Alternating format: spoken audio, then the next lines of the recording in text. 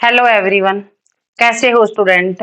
आशा है कि सभी बच्चे अच्छे होंगे, खुश होंगे और स्वस्थ होंगे। तो सभी बच्चों को नमस्ते, नमस्कार, जय मां सरस्वती की। सभी बच्चों का स्वागत है आपके अपने ऑनलाइन प्लेटफॉर्म हिंदी बाई ज्योति में। तो जैसे कि आपको पता है कि ग्रुप डी या एसटेट का हमारा एग्जाम नजदीक आ रहा, तो बच्चे हम क्या करेंगे, हरियाणा का एक टॉपिक डेली लेकर आएंगे। एमसीक्यू है आज हमारे हरियाणा जीके के। तो टॉपिक हम करते हैं स्टार्ट। चैनल हमारा होगा हिंदी बाई ज्योति में। क्वेश्चन, जो सबसे फर्स्ट क्वेश्चन क्या होगा हमारा, एक मिनट रुक जाओ।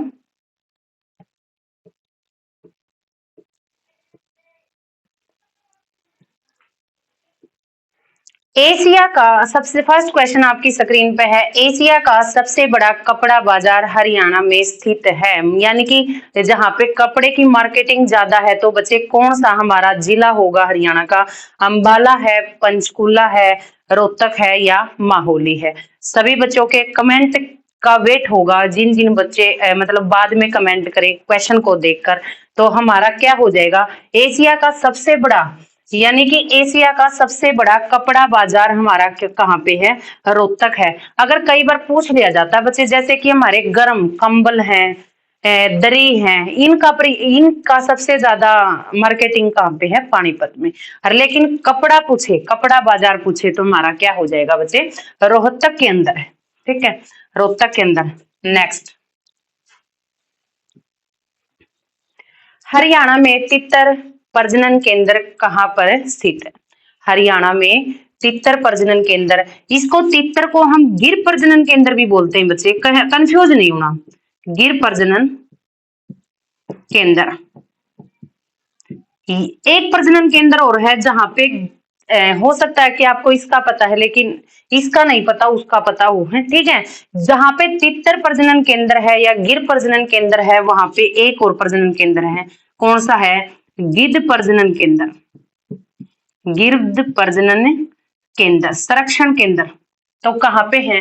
सभी बच्चे बाद में लास्ट में कमेंट जरूर करना, जो जो क्वेश्चन आपको आते थे ये बता देना कि मैम हम मेरे इतने ठीक थे। तो कहाँ पे है बच्चे? पिंजौर। पिंजौर कहाँ है? पिंजौर हमारा कहाँ पे है? पंचकुला, पंचकुला पिंजौर। ठीक है, नेक्स्ट क्वेश्चन।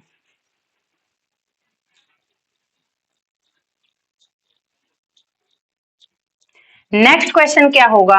1966 में जब हमारा हरियाणा पंजाब अलग हुआ था, कंप्लीट डेट क्या थी बच्चे? 1 नवंबर, 1 नवंबर 1966 में जब हमारा हरियाणा राज्य का गठन हुआ था। तो हमारे हरियाणा राज्य में कितने जिले थे? मोस्टली बच्चों को पता है कि कितने जिले थे, आज ट्रिक के माध्यम से करेंगे। जिले हमारे 7 थे बच्चे। कितने थे? 7 थे। कौन से हैं? ट्रिक के माध्यम से करेंगे, ये हमारी ट्रिक होगी। ट्रिक, ट्रिक क्या है जी? जी घर, पहले लिखो आप घर। आपने सिर्फ क्या लिखना है? घर। जे के एम, जे के एम। जब इसको आप 2-4 बार रिपीट करोगे ना, तो आपको सारी बातें याद होंगी। घर, जे के एम। घर किसका है? जे के एम का। तो जी से हमारा क्या होगा? जी से हमारा गुड़गांव, जी से हमारा क्या है? गुड़गांव। एच से हमारा क्या है? हिसार। ए से हमारा क्या है? अंबाला, अंबाला। आर से हमारा क्या है? रोहतक। जे से हमारा जींद है, जींद, जो हमारा सबसे छोटा जिला था, सबसे छोटा जिला था। ठीक है, के हमारा करनाल है और एम हमारा महेंद्रगढ़ है। ठीक है ना, महेंद्रगढ़। यानी कि हमने ट्रिक याद करनी है बच्चे। ट्रिक क्या होगी? घर जे के एम, घर जे के एम। बार बार बोल रही हूँ, आप ट्रिक के माध्यम से करें। घर जे के एम, जब हमारा घर बनाया था, हमारा घर कौन सा बच्चे? हरियाणा है। हमारा घर कौन सा है? हरियाणा। हरियाणा कौन सा? जे के एम, घर जे के एम। यानी कि जी से हमारा गुड़गांव हो जाएगा, एच से हमारा हिसार होगा, ए से हमारा अंबाला होगा, और आर से हमारा रोहतक होगा, और जे से हमारा जींद होगा, के से हमारा करनाल होगा और एम से हमारा महेंद्रगढ़ होगा। आप कंफ्यूज नहीं होना, क्योंकि के भी हमारे 3 हैं, ठीक है ना, कुरुक्षेत्र है, कैथल है, लेकिन वो बाद में बने थे बच्चे, सबसे पहले हमारा करनाल जिला बना था। नेक्स्ट,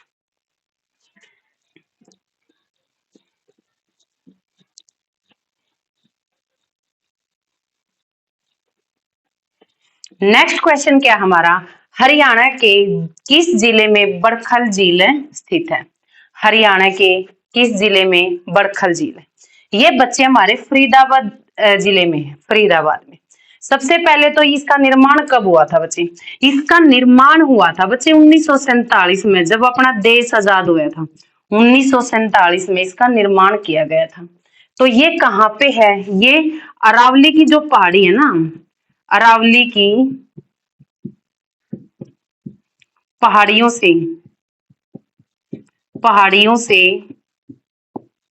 घिरी हुई है, ठीक है। ये जो झील है ना, बड़खल झील, अरावली की पहाड़ियों से क्या है बच्चे? घिरी हुई है। कितना क्षेत्र में को फैली हुई है मैम? ये बच्चे 206, इनका 206 एकड़ में को 206 एकड़ में को फैली हुई है। इनका निर्माण कब हुआ था? इनका निर्माण 1947 में, जब अपना देश आजाद हुआ था। अरावली की पहाड़ियों से बच्चे पूरी तरह से घिरी हुई है, 206 एकड़ में को फैली हुई है।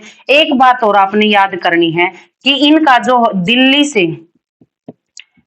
से 31 किलोमीटर, कितना बच्चे?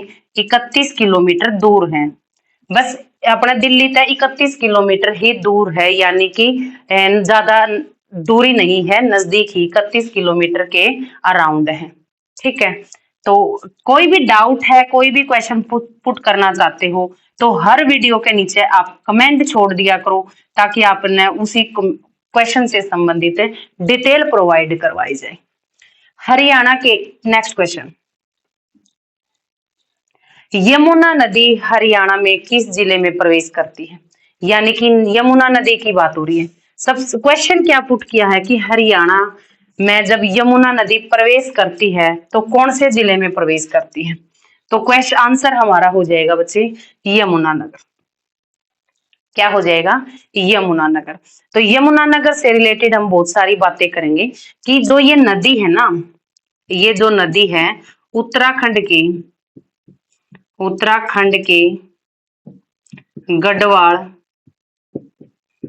ठीक है, कि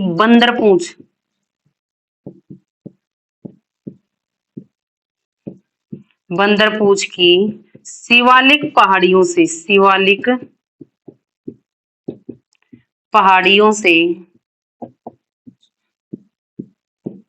निकलती है। कहां से निकलती है बच्चे? उत्तराखंड में जो गढ़वाल है, गढ़वाल में जो बंदरपूछ की पहाड़ी है, उसके शिवालिक पहाड़ियों से क्या है? निकलती है। ठीक है जी, हमने इतना तो पता चल गया। लेकिन कई बार पूछ लिया जाता है इसकी हरियाणा में लंबाई कितनी है? हरियाणा में लंबाई कितनी है बच्चे? इसकी 320 है, यानी कि 320 के अराउंड। कई बुक में आपने 322 भी मिलेगी, कई में 328 भी मिलेगी। लेकिन अगर तीनों ऑप्शन, पहली बात तो देगा नहीं, अगर दे तीनों क्वेश्चन अगर आपको दे तो आपने 320 को प्रायोरिटी देनी है। 320 को क्या देनी है बच्चे? प्रायोरिटी देनी है। ठीक है मैम। तो इसमें यमुनानगर से एंट्री करती है। यमुनानगर में जहां से एंट्री की, यानी कि वहां पे क्या है? कालेश्वर से एंट्री की। कहां से? यमुनानगर के कालेश्वर से। यहाँ पे एक बांध भी है बच्चे, जिसको हम क्या बोलेंगे? हथिनी कुंड व ताजेवाला बांध। हथिनी कुंड व ताजेवाला बांध बनाया गया है कालेश्वर में। कालेश्वर में ही क्या बनाया गया है? हथिनी कुंड व ताजेवाला बांध। इसकी शेप कैसी है? आकृति कैसी है? यमुना नदी की आकृति कैसी है? आकृति इसकी बच्चे सर्पाकार की, यानी कि सर्पिली है, इधर उधर है, ठीक है ना, सर्प के आकार की है इसकी आकृति। और पूछ लिया जाता है कई बार कि ये कैसी नदी है? ये जो है बच्चे, ये सदानीर नदी है। सदा नीर का मतलब कि बरसाती मौसम पे डिपेंड नहीं है, क्योंकि बहुत ऊंचाई से आती है, तो शिवालिक की जो पहाड़ियों से पानी आता है, तो ये सदा नीर यानी कि हर मतलब पूरी साल बहती रहती है। अब इसके बारे में हम बात कर लेते हैं कि कितने जिलों को कवर करती है। ये हरियाणा के 6 जिले कवर करती बच्चे, 6 जिले। कौन से हैं जी? जैसे कि ये हमारा हरियाणा की बाउंड्री है, यहाँ पे क्या है? यमुना नगर। यहाँ पे क्या है? यमुना नगर। यमुना नगर। फिर क्या है बच्चे? करनाल। फिर क्या है? पानीपत। फिर क्या है? सोनीपत। फिर अपना यहाँ पे दिल्ली आने के बाद, दिल्ली के बाद 2 जिला कवर करेगी। एक तो हमारा होगा फरीदाबाद, एक हमारा होगा बच्चे, थोड़ा है यहाँ से इरेज कर दें ताकि आपको अलग से दिखाई दे, ठीक है ना। तो फरीदाबाद के बाद यहाँ से बच्चे कौन सा? हमारा पलवल। और जो पलवल का लास्ट पॉइंट होगा ना, पलवल का यहाँ पे जो लास्ट पॉइंट होगा, यानी कि लास्ट पॉइंट पलवल का जो गांव है, शहर है, जो भी है, यानी कि कौन सा गांव है बच्चे? ये पलवल का लास्ट पॉइंट है हसनपुर। हसनपुर से पूर्व की ओर मुड़ जाती है, पूर्व की ओर यानी कि यूपी की ओर मुड़ जाती है। यूपी का जो फर्स्ट पॉइंट है, यानी कि कहां से यूपी के अंदर एंट्री करती है, वो है बच्चे अलीपुर से। अलीपुर से। बात समझ में आई? यानी कि हरियाणा के 6 जिले कवर करती है, यमुनानगर, करनाल, पानीपत। सीक्वेंस में याद करना है, रटना नहीं है, सीक्वेंस में याद करना है। आप भी ऐसे ही डायग्राम बनाओगे कि फर्स्ट हमारा यमुना है, सेकंड हमारा करनाल है, फिर हमारा पानीपत है, फिर हमारा सोनीपत है, फिर हमारा फरीदाबाद है, पलवल है। जो पलवल का लास्ट पॉइंट यानी कि जो गांव है वो कौन सा बचे? हसनपुर से पूर्व की ओर यानी कि यूपी की ओर वो एंटर करती है।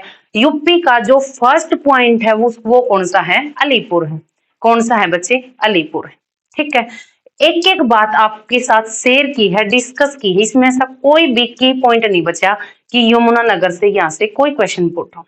नेक्स्ट चलते हैं, एक बार इसको इरेज करते हैं। अगर फिर भी कोई डाउट होता है, मैं बार बार यही बोल रही हूँ कि आप कमेंट छोड़ दिया करो।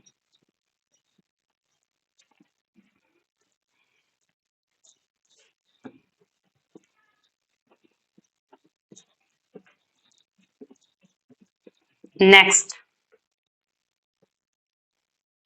क्षेत्रफल की दृष्टि से हरियाणा का सबसे छोटा जिला पूछा।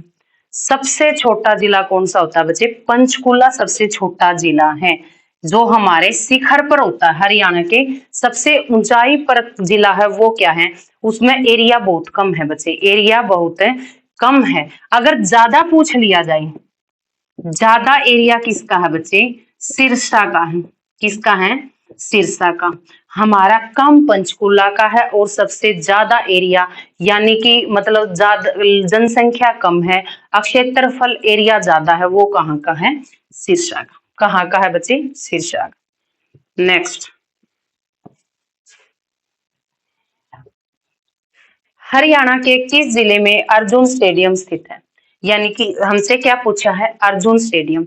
अर्जुन हमने सिर्फ ऐसे याद करना है, एक अच्छी प्रसिद्धि है। तो अर्जुन हमारे कहाँ पे है? जींद में। अर्जुन कहाँ पे है? जींद में।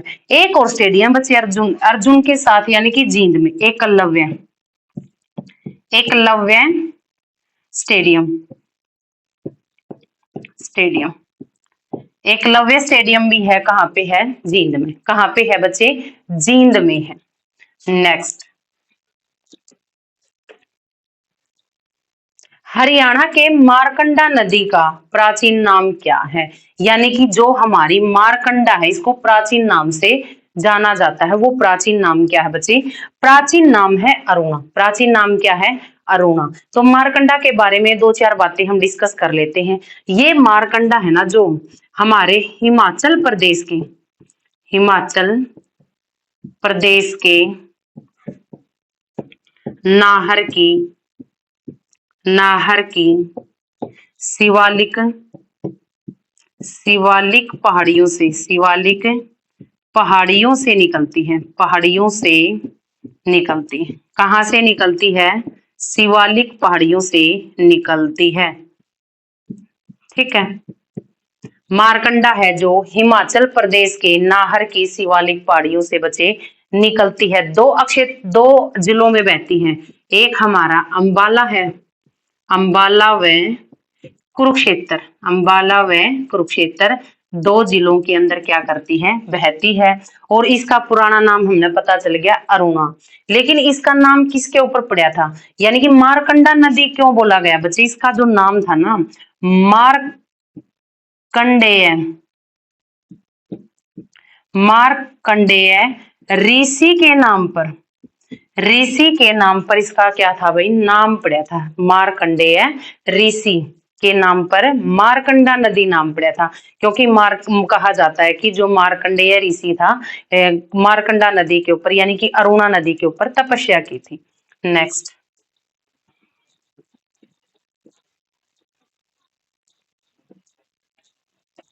सर छोटू राम का जन्म हरियाणा के किस जिले में स्थित है?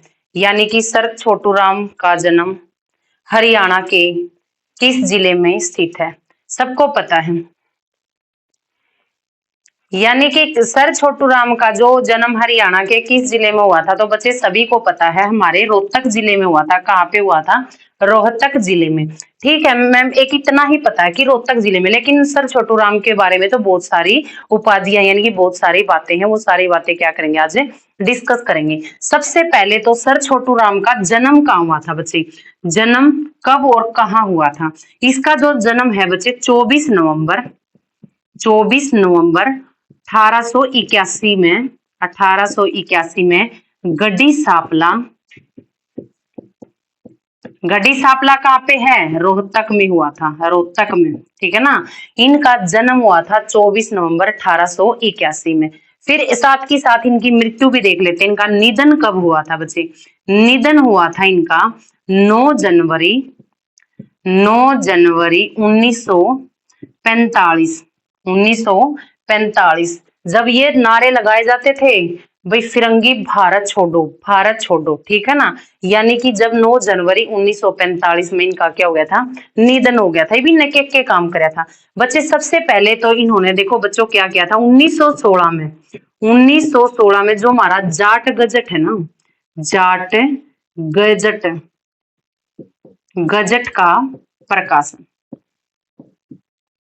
1916 में जाट गजट का प्रकाशन। और 1916 में ही इसने क्या किया था? कांग्रेस का अध्यक्ष बनया था, कांग्रेस का अध्यक्ष बनया था बच्चे। 1916 में इसने जाट गजट का प्रकाशन किया और 1916 में ही कांग्रेस का अध्यक्ष बन गया था। लेकिन लंबे समय तक नहीं रहा। 1920 में इसने त्याग पत्र दे दिया था, त्याग पत्र। ठीक है, यानी कि वो पद छोड़ दिया था। तो उसके बाद इन्होंने क्या किया था? 1924 में, 1924 में इन्होंने बच्चे जो जमींदार लीग, जमींदार लीग की स्थापना, लीग की स्थापना की, जमींदार लीग की स्थापना। और 1947 में, 1947 में सर की उपाधि, सर की उपाधि प्राप्त हुई। कब हुई? ये डेट पूछ ली जाती है, बड़ी इंपॉर्टेंट है। यानी कि जो 1947 में सर की उपाधि मिली थी। फिर पूछा जाता है कि सर की 37 में मिली थी शायद, सॉरी बच्चे, 1937 में सर की उपाधि मिली थी। इसको क्या कहा जाता था? जो हमारे सर छोटू राम थे ना, किसानों के मसीहा थे। क्या थे? मसीहा थे। किसानों के मसीहा थे सर छोटू राम। दोबारा फिर इंपॉर्टेंट क्वेश्चन है, एक बार और रेड बच्चों कर लेते हैं। जैसे कि सबसे पहले तो इनका जन्म हुआ था 24 नवंबर 1881 गढ़ी सांपला रोहतक को। निधन हुआ था 9 जनवरी 1945 को। इनको किसानों का मसीहा कहा जाता था। इन्होंने 1916 में जो जाट गजट का प्रकाशन किया था और 1916 में ही कांग्रेस के अध्यक्ष बने थे, लेकिन 4 साल 1920 में इन्होंने त्याग पत्र दे दिया था। उसके बाद 1937 में इन्होंने क्या था बच्चे, सर की उपाधि से नवाजा गया था। सर की उपाधि से नवाजा गया था, लेकिन 1924 में जमींदार लीग की स्थापना की थी, इसीलिए इनको जमींदार किसानों का मसीहा कहा जाता था। Next question, 1 minute.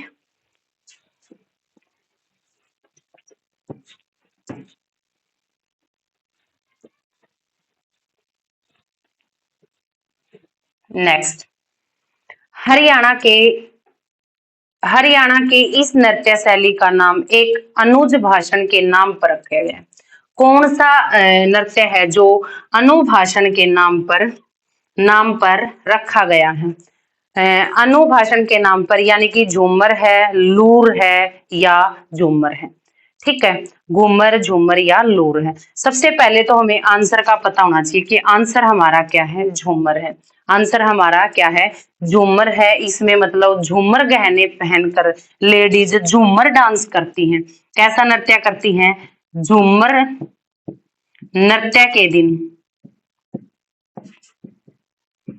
झूमर गहने आभूषण डालकर नृत्य करती हैं। कि ये झूमर आभूषण कैसे होते हैं बच्चे, जो मतलब थोड़ी ही स्पेस ले, ठीक है ना। झूमर घूमेरे घूमेरे मेरा घाघरा, यानी कि वो जो दूर तक घूमने वाले इनकी ड्रेसेस होती थी या आभूषण होते थे। ठीक है, तो ये जो झूमर नृत्य है इसको कई जगह पर गिद्दा भी कहा जाता है। क्या था? गिद्दा। इसको गिद्दा भी कहा जाता है। एक हमारा है लूर नृत्य, जो बड़ा फेमस है। लूर नृत्य के बारे में भी हम 2-4 बातें डिस्कस कर लेते हैं। लूर नृत्य के कौन सा लूर नृत्य जो हमारा हरियाणा की उत्तर पश्चिम की जो डायरेक्शन है ना, ऊपर ऊपर के जो 3-4 जिले हैं उनके अंदर मनाया जाता है। कौन से हैं जिले जी? अब देखो बच्चे, जैसे कि सिरसा, हिसार, फतेहाबाद और भिवानी।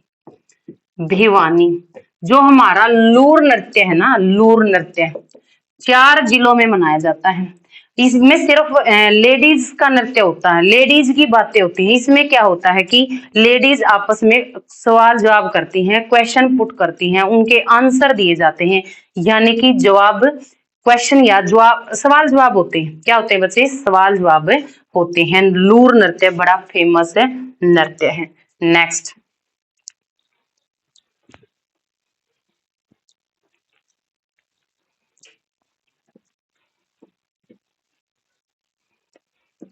हरियाणा के सीही गांव में किस कवि का जन्म स्थान है? सीही गांव है जो हमारा, मैंने क्वेश्चन पढ़ दिया था नहीं,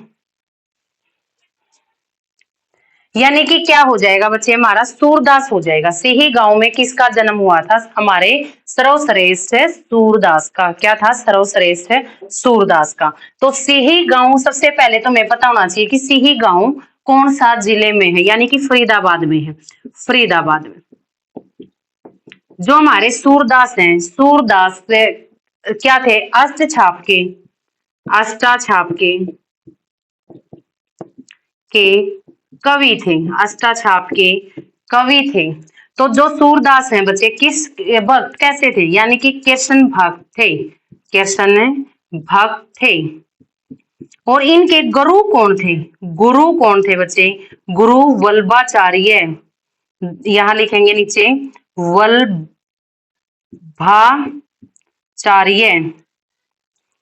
1 मिनट रुक जाओ। वल्लभाचार्य इनके क्या थे? गुरु थे। वल्लभाचार्य इनके क्या थे? गुरु थे। इनकी 3 बड़ी फेमस रचनाएं थी। रचनाएं देखो इनकी रचनाएं, एक तो थी सूर सागर, एक थी सूर सारावली, और तीसरी कौन सी थी बच्चे हमारी, जो थर्ड थी साहित्य लहरी। क्या थी? साहित्य लहरी।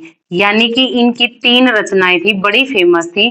फर्स्ट थी सूरसागर, सेकंड थी सूर शारावली और थर्ड थी साहित्य लहरी। यहाँ पे देखो एक बार, हरियाणा के सीही गांव में जन्म हुआ किसका? सूरदास का। क्योंकि इंपॉर्टेंट है तो एक बार और हम क्या कर लेते हैं, रिपीट। अस्ताछाप के कवि थे, कृष्ण भक्त थे। इनके जो गुरु थे बच्चे, वल्लभाचार्य इनके गुरु थे। 3 बड़ी फेमस रचनाएं थी, सूरसागर, सूर सारावली व साहित्य लहरी। ठीक है, तो आज के लिए हमारे यही क्वेश्चन थे बच्चे। अगर आप चाहोगे तो हम हिंदी के साथ साथ कुछ हरियाणा जी के यानी कि हमारा जीएस पोर्शन भी लेके आएंगे। ऐसे ही आप सपोर्ट करें, लाइक करें, शेयर करें, सब्सक्राइब जरूर करें, क्योंकि अगर ज्यादा से ज्यादा सब्सक्राइब करोगे तो हम मतलब लाइव क्लास आपके सामने ला सकें। Thank you.